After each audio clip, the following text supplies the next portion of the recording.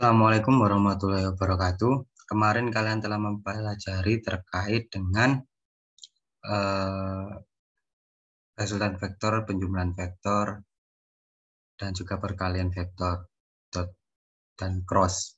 Nah, itu untuk perkalian vektor dan resultan vektor, kalian harus memahami untuk mempelajari terkait dengan vektor satuan. Nah, sebenarnya vektor satuan ini merupakan pengetahuan umum karena untuk lebih jelasnya atau lebih lengkapnya kalian akan mempelajari lagi di matematika. Jadi untuk sebelumnya biar kalian mengenal dulu terkait vektor satuan, kalian akan pelajari di sini. Nah, pada video hari ini yaitu terkait dengan vektor satuan dan perkalian dalam vektor satuan serta penjumlahan dalam vektor satuan. Nah, apakah kalian tahu terkait dengan vektor satuan? Mungkin ada yang pernah dengar atau sudah pernah mempelajari terkait dengan vektor satuan. Nah, saya akan membahas vektor satuan adalah vektor yang besarnya 1. Nah, jadi misalnya di sini ada sebuah vektor searah sumbu X.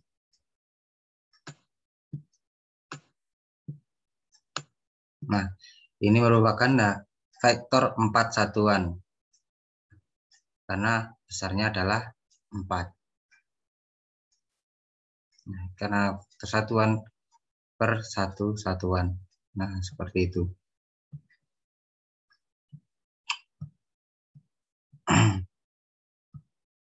Nah, untuk lebih jelasnya, kalian simak video ini ya. Nah, vektor satuan itu ada 2 macam, yaitu vektor satuan dalam bidang dan vektor satuan dalam ruang. Kenapa dalam bidang? Kalau dalam bidang misalnya dalam dia koordinat kartesius itu hanya 2 sumbu, yaitu sumbu X dan sumbu Y saja. Nah, itu merupakan dalam bidang, jadinya 2 dimensi. Sedangkan kalau dalam ruang yaitu 3 dimensi. Jadi ada sumbu X, sumbu Y, dan sumbu Z apabila di koordinat kartesius. Nah, yang pertama yaitu vektor satuan bidang. Nah, kalian tadi kan sudah mengetahui kalau vektor satuan adalah sebuah vektor yang besarnya 1 dan arahnya sama dengan vektor tersebut. Nah, misalnya kalian perhatikan gambar di bawah ini, gambar pada layar kan, yang ditunjuk dengan kursor. Nah, vektor satuan bidang itu hanya terdapat pada sumbu X dan Y dalam diagram kartesius atau koordinat kartesius kan. Nah, ini X dan Y saja. Ini yang dinamakan dengan bidang, yaitu 2 dimensi, hanya X dan Y saja. Nah, dalam gambar ini terdapat sebuah vektor P. Nah, yang arahnya XY. Nah, seperti ini. Seperti ada gambar. Nah, untuk mempermudah mencari besarnya vektor ini, pada pertemuan kemarin, yaitu terkait dengan resultan vektor atau menguraikan vektor, maka vektor P ini harus diproyeksikan terlebih dahulu terhadap sumbu X dan sumbu Y. Jadi, PX dan PY. Nah, untuk vektor satuan yang searah sumbu X, yaitu I, dan untuk vektor satuan yang searah sumbu Y, yaitu dilambangkan dengan J. Kalau searah sumbu X dilambangkan dengan I, dan kalau searah sumbu Y dilambangkan dengan J. Vektor I dan vektor J. Nah, seperti itu. Nah, karena vektor satuan, maka vektor I dan J ini merupakan besarnya 1. Karena I dan J ini adalah vektor satuan, maka besarnya I dan J ini adalah 1. Nah, itu. Nah, sebuah vektor pada gambar tersebut ini, pada bidang XY ini, kan dalam gambar kan ada vektor P. Nah, untuk mencari P ini notasi ilmiahnya adalah P sama dengan P searah sumbu X yang dilambangkan dengan vektor satuan I dan P searah sumbu Y. Nah, dan besarnya P ini adalah P X kuadrat dan Y X, Y, P, Y kuadrat.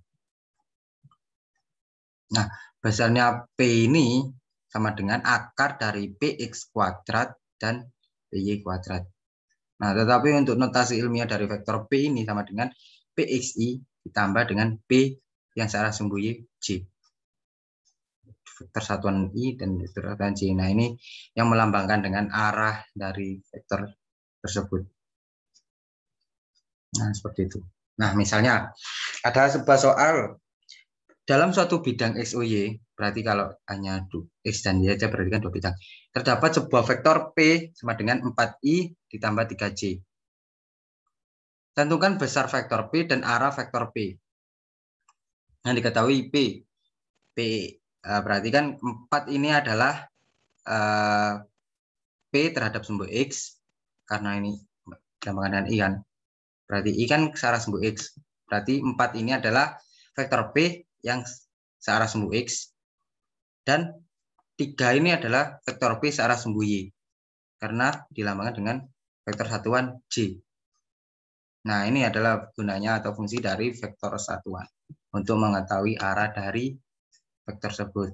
Jadi kan misalnya ada vektor P. Yang besarnya sama dengan 4I plus 3J. Jadi 4 ini adalah vektor P yang searah sumbu X. Dan 3 ini adalah vektor P yang searah dengan sumbu Y. Nah, ditanyakan besarnya vektor P dan arah dari vektor P. Maka, kan tadi kan sudah diketahui bahwa besarnya P adalah sama dengan akar dari PX kuadrat ditambah PY kuadrat. Nah, jadi kan PX-nya adalah 4 dan PY-nya adalah 3, atau besarnya vektor P yang searah sumbu X adalah 4 dan besarnya vektor P terhadap sumbu Y adalah 3. Jadi 4 kuadrat ditambah 3 kuadrat sama dengan 16 ditambah 9 sama dengan akar 25 dengan 5. Dan arahnya adalah P alfa adalah besarnya vektor P yang searah atau tan alfa adalah besarnya vektor P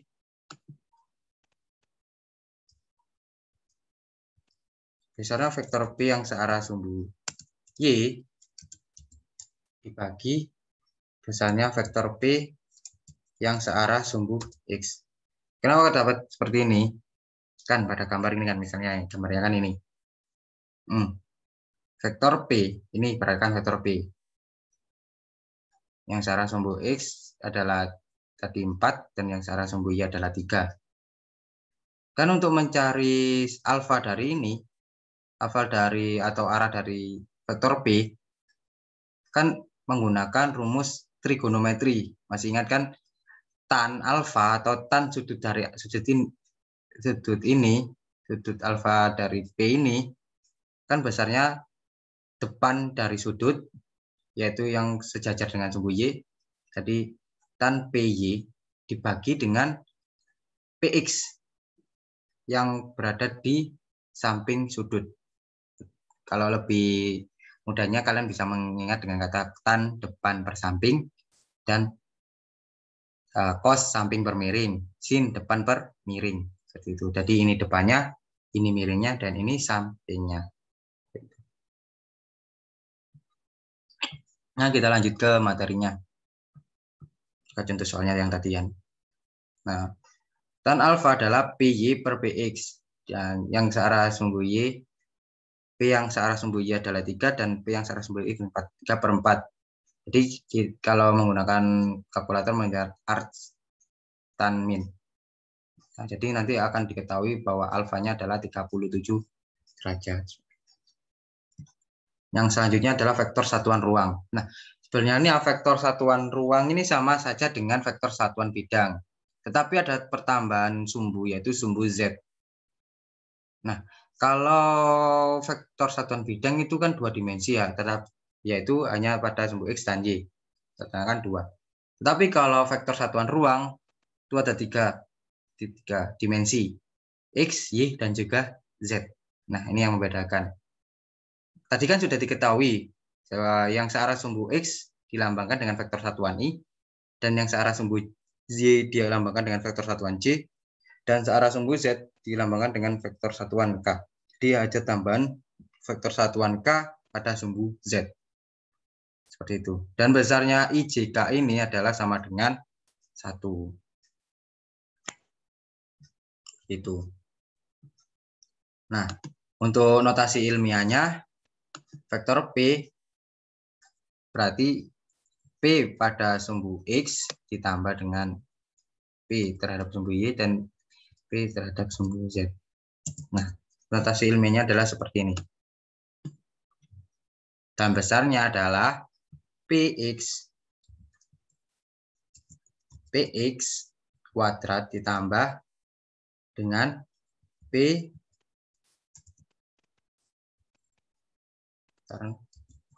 ini sengaja saya salah-salahkan supaya nanti bisa kalian ingat dengan saya menulis. Jadi sebenarnya kalau menjelaskan tanpa papan tulis itu kurang pas, sedangkan kalau menulis menggunakan ini belum ada alatnya. Saya belum ada alatnya, jadi terpaksa saya harus ngetik sendiri ini. Nah, besarnya vektor P adalah Px kuadrat, P yang searah dengan sumbu X kuadrat ditambah P searah sumbu Y kuadrat dan P searah sumbu Z kuadrat. Seperti ini. Nah, misalnya ada contoh soal. Dalam satu ruang XYZ terdapat sebuah vektor. Nah, XYZ berarti kan 3 sumbu. Berarti ini ulangan 3 dimensi. Berarti vektor itu dalam suatu ruang. Sebuah vektor P sama dengan I plus 2J plus 3K satuan. Tentukan besar vektor P. Nah, sama seperti tadi yang di awal, yang 2 dimensi, tetapi ada tambahan Z atau sumbu Z atau K-nya. Nah, berarti P yang searah sumbu X adalah besarnya 1. Kenapa searah sumbu Y? Karena ini ada vektor satuan I, dan J ini Y, dan K ini adalah Z. Nah, berarti untuk P yang searah sumbu X adalah 1, dan P yang searah sumbu Y adalah 2, dan P yang searah sumbu Z adalah 3. Nah, seperti itu. Jadi besar vektornya bisa kalian cari sendiri seperti rumus yang kemarin. Rumus yang tadi sudah saya jelaskan, tetapi ada tambahan Z-nya. Nah, kita lanjutkan ke penjumlahan vektor satuan. Nah, penjumlahan vektor satuan dapat dilakukan dengan menyamakan arah dari sumbunya.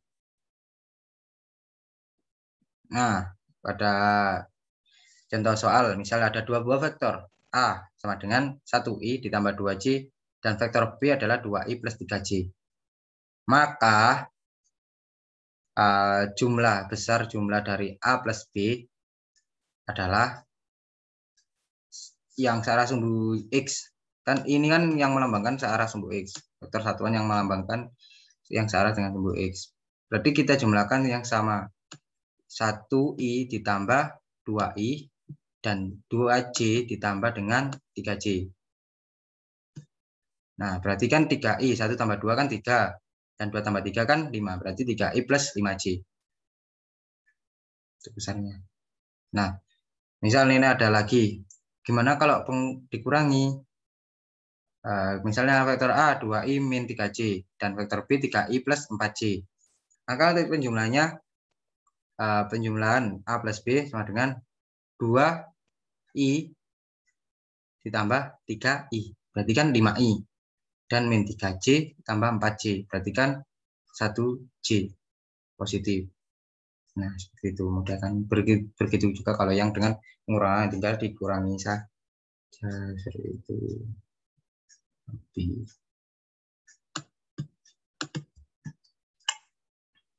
Nah, yang selanjutnya kita lanjut ke perkalian. Nah, perkalian pada vektor satuan itu sama dengan perkalian pada 2 vektor. Yaitu ada 2, yaitu perkalian dot product dan perkalian cross product. Jadi kalian harus ingat-ingat terkait dengan perkalian 2 vektor yang kemarin sudah saya jelaskan. Nah, misal ini perkalian titik pada vektor satuan itu memiliki sifat-sifat seperti berikut. Kan kemarin kalian sudah mengetahui ya, kalau perkalian titik atau dot product itu kan misalnya ada A didotkan dengan B sama dengan besarnya vektor A dikalikan dengan vektor B di cos dari alfa, dari sudut atau alfa.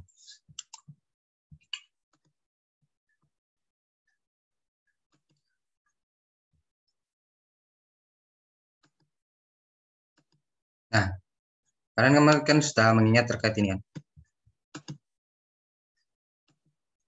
Nah, rumus dari perkalian titik dua vektor. Nah, ini berlaku juga pada vektor satuan. Nah, misalnya ini ada vektor satuan I didotkan dengan vektor satuan I.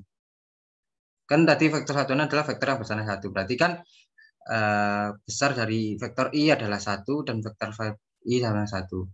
Nah, kenapa kok menggunakan cos 0? Karena I kan jika dikalikan dengan I, berarti kan ini berhimpit.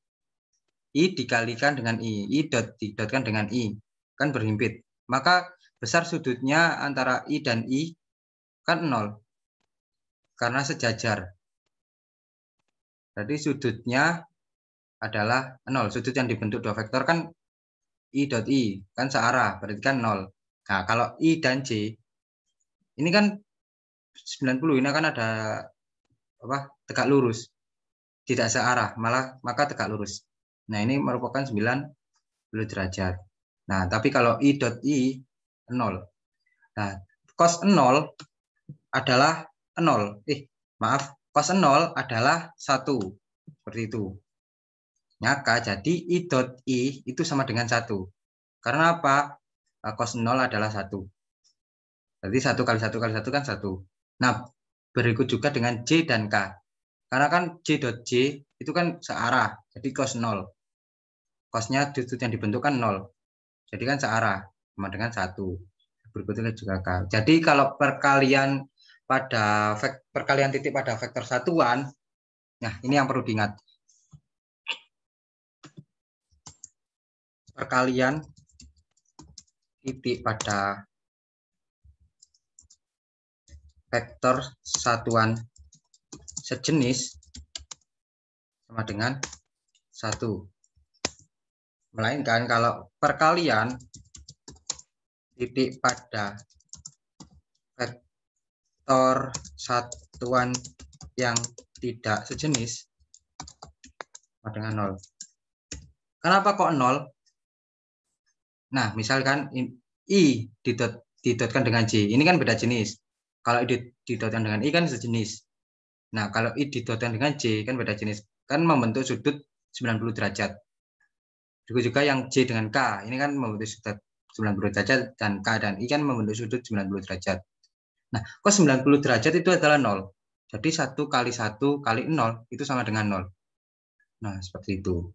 Jadi yang perlu diingat itu perkalian titik pada vektor satuan sejenis sama dengan 1, dan perkalian titik pada vektor satuan yang tidak sejenis, J dan K atau K dan I atau I dan J, itu sama dengan 0. Seperti itu. Nah, kita lanjut ke perkalian silang vektor satuan. Nah, kalian tadi kan sudah, kalau vektor kan sudah dijelaskan kalau pada perkalian silang dua vektor kemarin kan sudah dijelaskan bahwa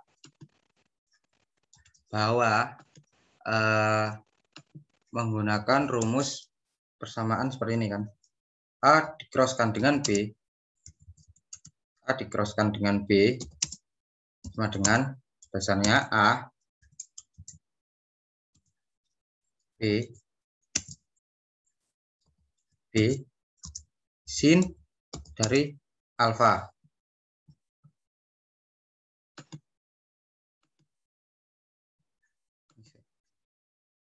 Nah, kemarin kalian ingat dengan A dikroskan dengan B sama dengan A besarnya vektor A besarnya vektor B disinuskan dengan alfa. Jadi kalau perkalian itu kan cos. Nah, kalau perkalian ini sin. Nah, perlu diingat bahwa kalau pada perkalian silang ini akan menghasilkan sebuah besaran vektor. Nah, besaran vektor kan memiliki arah. Jadi sifat-sifat perkalian silang vektor itu tidak sama dengan sifat perkalian pada perkalian titik. Nah, misalnya tadi kan kalau pada perkalian titik itu yang sejenis adalah 1.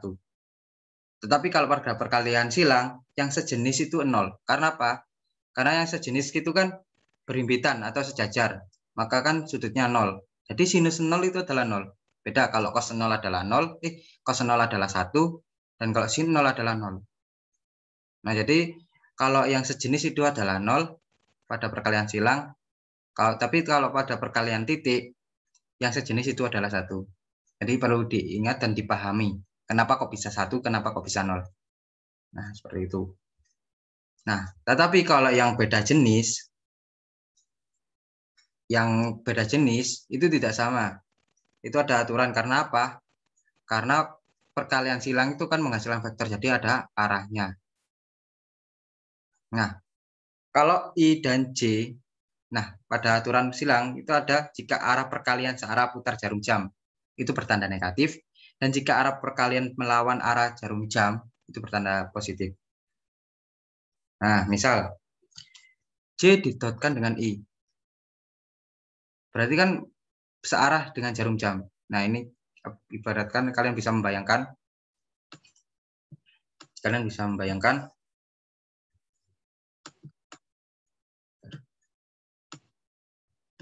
nah,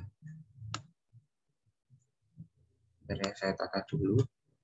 Nah, ini kalian bisa membayangkan jika J dikeroskan dengan I, J dikeroskan dengan I, kan ini kan searah dengan jarum jam, kan putaran jarum kan seperti ini.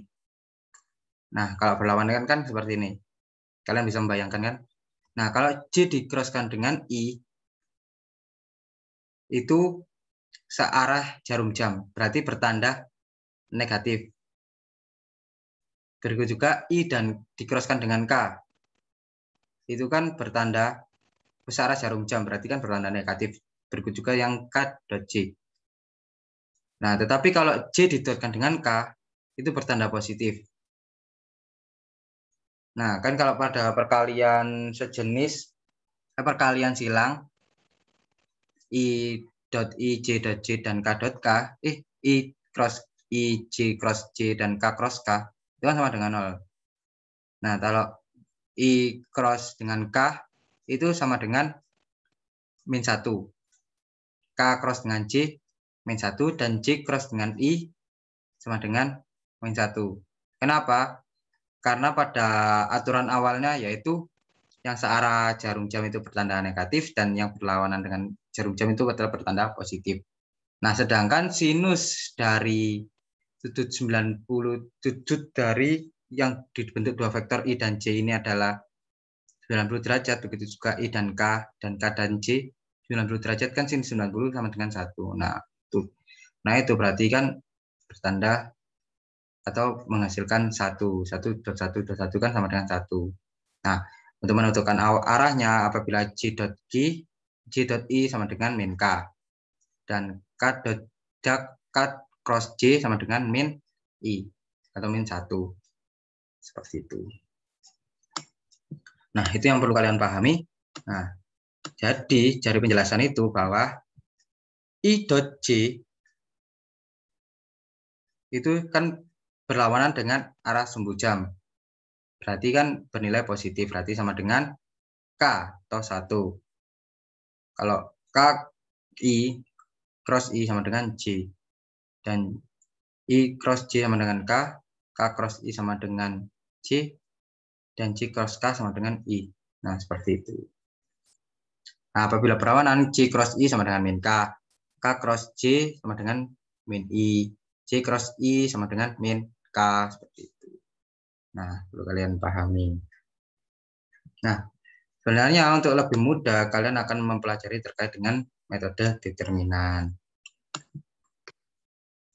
Nah, misal diketahui dua buah vektor A sama dengan I 1i, 2j, dan 3k. Dan vektor B 4i, 5j, plus 2k. Tentukan besar dari A ditambah B. Dan yang kedua A dot B. Dan yang ketiga adalah besar dari A dot B. Dan A cross B kita besar dari A cross B. Nah, jadi kan kemarin diingat-ingat kembali kan kalau ada tanda mutlaknya ini, berarti yang ditanyakan adalah besarnya. Sedangkan tidak ada tanda mutlaknya, berarti yang ditanyakan hanya bukan besarnya saja. Seperti itu. Misal, kemarin 1i, 2j plus 3k, 4i, 5j plus 2k. Jadi kan kalau penjumlahan tadi sudah dijelaskan bahwa yang sejenis dulu. Berarti 1 ditambah 4, 2 ditambah 5, dan 3 ditambah 2. Berarti 5i 7j plus 5k. Seperti itu. Nah, kalau dot perkalian. Kan 1i 2j plus 3k, 4i dikalikan dengan 4i plus 5j plus 2k. Jadi kan 1 pada perkalian matematika seperti biasanya berarti kan A ditambah B ditambah J misalnya. Terus A ditambah B tambah J berarti kan A kali A, terus A kali B, terus A kali J. Nah, itu sama pada vektor perkalian vektor satuan untuk yang mengerjakannya. Jadi kan 1i dikali dengan 4i. Berarti kan 1 kali 4 i kali i dot i. Terus 1 kali 5 i dot J. Nah, juga ini 1 kali 2 dan seterusnya. Jadi didapatkan dengan 4i dot i, 5i dot j, 2i dot k, 8j dot i, 10j dot j, 4j dot k, 15k dot j, 6k dot k. Misalnya kan ini kan 2j didotkan dengan 5j, dengan 2 dikali 5 didotkan 5j dot j. 2 kali 5 terus karena J nanti ada 2J dan 2K berarti 2 kali 2 J dot K. Nah, seperti itu. Ya, paham kan? Mudah kan untuk anu.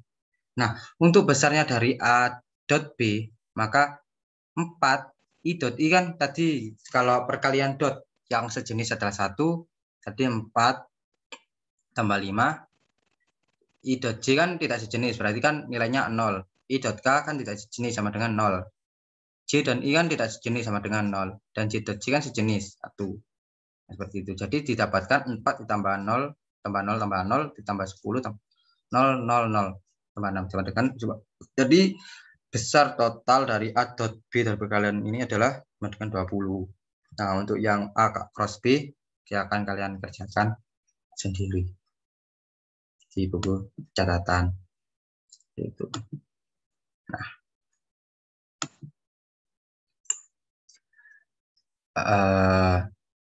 Terima kasih. Sekian penjelasan dari saya. Semoga dapat bermanfaat. Kalau ada pertanyaan, silakan pada pertemuan Senin mendatang bisa kalian tanyakan di pada pertemuan mendatang. Dan jangan lupa untuk pertemuan mendatang ini pembahasan soal-soal terkait dengan penugasan yang kemarin. Dan juga saya akan menjelaskan sedikit terkait dengan simulasi untuk penilaian praktikum kalian. Disiapkan untuk materi selanjutnya dan dipelajari terkait vektor satuan resultan karena 2 minggu ke depan kalian akan menghadapi ujian terkait dengan bab vektor. Nah, semangat, semoga dapat bermanfaat ilmu yang saya sampaikan mulai awal dapat kalian pelajari karena vektor ini merupakan landasan untuk mempelajari fisika pada kedepannya. Karena pada fisika ini materinya selalu berurutan seperti itu dan materinya saling berkaitan. Terima kasih. Wassalamualaikum warahmatullahi wabarakatuh.